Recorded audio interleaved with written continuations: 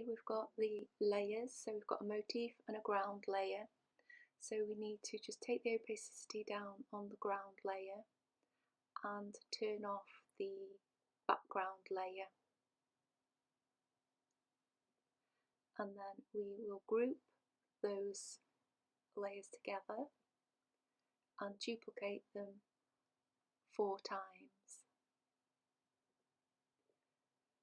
Turn the ones off we're not using, and if you go into the first group and then go to the move tool and then look at the settings in the snapping to make sure that they're all set correctly, and make sure you're on uniform so that the pattern stays to the correct proportions, and then move the first one up into the top left hand corner and then repeat for the other grouped layers.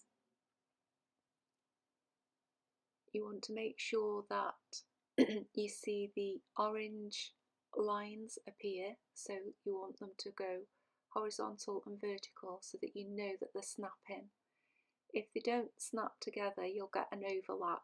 That's why we put the background layer to opacity, so that you can make sure that there's no overlapping of the layers. This will make your, as you can see there, so I've gone back and redone that.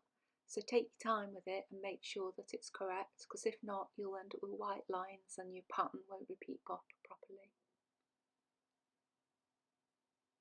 So just move it ever so slightly until you see all those orange lines crossing,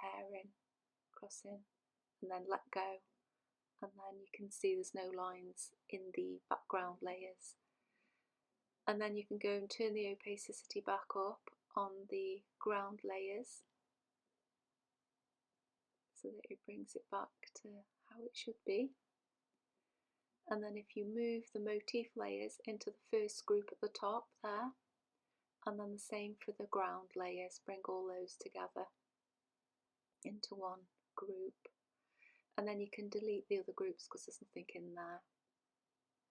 And then squish them together to make them on one layer. So you've got your motif and your ground, and then repeat them further 4 times so that we can test the pattern to make sure it's working.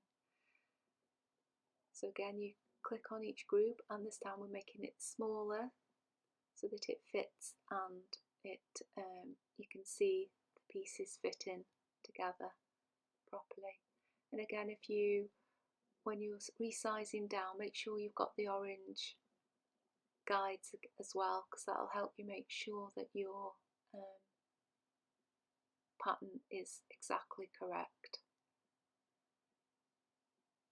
And then just zoom in to make sure that they're all nicely positioned. Then squish them together, and then we can change the name from ground to test, so that you know this is your test, so you know what it looks like.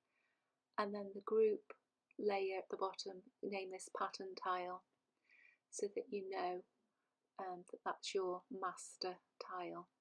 And then you can check your pattern tile, and if you've got any gaps that you want to fill, then you can fill them in your main pattern tile, and repeat the steps until you're happy with your pattern.